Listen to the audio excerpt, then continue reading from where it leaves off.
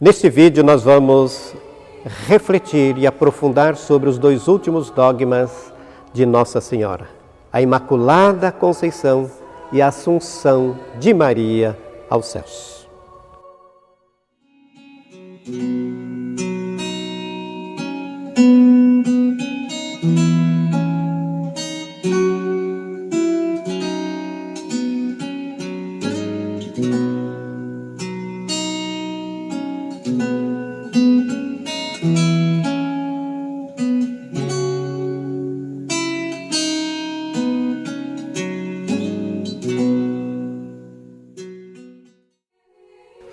O título da Imaculada Conceição. O primeiro dado sobre a santidade de Maria aparece num escrito apócrifo do século II, no chamado Proto-Evangelho de Tiago. Mais tarde, sobretudo, com Pelágio, em 422, Juliano, 454 e Agostinho, 430, encontramos uma defesa da Imaculada Conceição. João Dans Scotus, em 1308, elaborou definitivamente o conceito de redenção preservativa, isto é, preservada do pecado original. Por volta do século XV e XVI, as universidades de Sorbonne, 1496, se comprometeram a defender a Imaculada Conceição. Os jesuítas, Perrone e Pessaglia, apresentaram estudos fabulosos sobre o assunto às vésperas da definição do dogma do século XIX. Pio IX, em 1844, instituiu uma comissão de teólogos e uma de cardeais para esclarecer os termos, analisar a questão, verificar a possibilidade da definição e sugerir como proceder para a definição. Em 1849, com a encíclica Ubi Primum, ele consultou todos os bispos de 603 consultados, 546 responderam aprovando. Depois de tantas discussões e consultas dos membros da Igreja, em 1854, proclamou o dogma da Imaculada Conceição com a bula Ineffabilis Deus. Qual o significado desse dogma? O dogma da Imaculada Conceição de Maria é importante na teologia e na vida da Igreja. Este título de Maria se harmoniza com sua maternidade divina e santa e com seu papel de colaboradora do Filho, único e redentor da humanidade. Esse dogma é talvez o mais difícil de ser explicado e de ser entendido.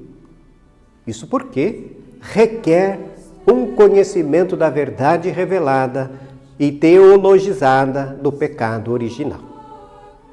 Deus Criador criou sua obra-prima, o ser humano. O homem caiu no pecado pela desobediência. Nós herdamos esse erro. Deus, porém, em seu plano de amor, desejando enviar seu Filho Santo ao mundo, quis precisar da contribuição humana. Deus não faria isso por meio de uma pessoa qualquer. Os teólogos estudiosos afirmam que a Imaculada Conceição de Maria consiste no seguinte: Maria, desde a concepção no seio de sua mãe, por um privilégio especial de Deus, em vista dos méritos de Jesus Cristo, estava isenta da dívida que os primeiros seres humanos contraíram pela desobediência. Afirmam que a alma de Maria foi concebida na justiça original, na comunhão com Deus. Nós recebemos essa graça pelo batismo. Ela, porém, foi batizada na graça já em sua concepção. Foi isenta do pecado original. Maria não seria a cheia de graça, como disse o anjo, se estivesse sob o domínio do pecado. Eis o grande privilégio. Maria sobe ao céu. O dogma da Assunção de Maria, proclamado por Pio XII em 1950, com a conclusão de um intenso período de estudos históricos, criticamente florescido entre 1940 e 1950. Esta definição dogmática coroou e proclamou uma fé há muito tempo professada universalmente pela Igreja. É a conclusão de um caminho secular da fé que é enunciado inicialmente como elementos obscuros e contrastantes, através da reflexão dos padres e dos doutores da Igreja Universal. Da gradual explicitação do objeto da festa litúrgica da Assunção de Maria, das várias expressões místicas e dos constantes sentidos dos fiéis. Chega à reta final das definições de Pio XII. As primeiras indicações da Assunção surgem entre os fins do século IV e fins do século V. Na Igreja Latina, ao lado de autores que defendem a Assunção, temos vários deles que afirmam não saberem qual foi o destino final de Maria, como é o caso dos santos Isidoro de Sevilha, em 636, e Beda, 735. Mas em Roma, já no século XVIII, sob o Papa Sérgio I, celebrava-se a festa da Dormição de Nossa Senhora. No século seguinte, essa festa passou de Roma para a França e para a Inglaterra, com o título de Assumptio Mariae, Assunção de Maria. E a partir do século X, na Igreja Bizantina, grega e russa, consolidou-se a convicção sobre a glorificação corpórea da Virgem, tanto por parte do clero como dos teólogos e, sobretudo, da fé popular. Na Igreja Latina, somente a partir do século X, com a obra de Santo Agostinho de Hipona, que fora favorável à Assunção e muito influenciou os santos Alberto Magno, Tomás de Aquino, Boaventura e outros. Pio XII, em 1942, enviou a todo o episcopado católico a encíclica Dei Pare Virginis, perguntando aos bispos se a Assunção de Maria podia ser definida e se eles e os demais fiéis desejavam tal definição. A maioria dos bispos responderam sim. A este eco, Pio XII, em 1950, procedeu à solene definição com sua Constituição Apostólica Munificentíssimos Deus. Qual é o significado da Assunção?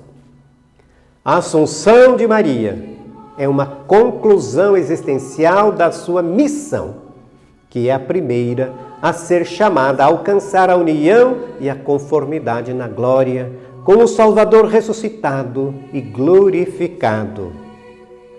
Neste sentido, Maria é a imagem e o sentido da Igreja do século futuro. Como tal, é sinal escatológico de segura esperança e consolação para o povo de Deus que caminha para o dia do juízo final.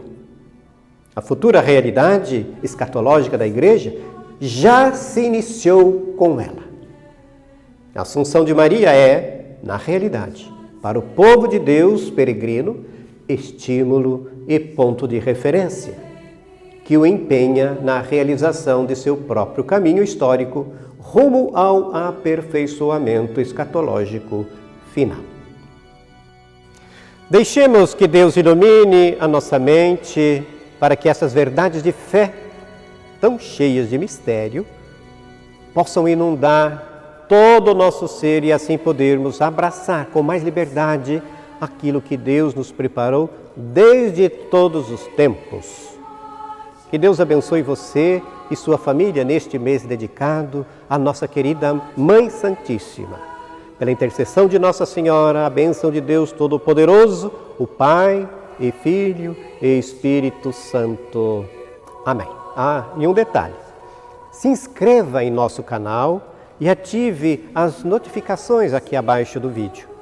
Nos próximos dias, teremos muitos conteúdos de qualidade para você e sua família. Deus em tudo e sempre.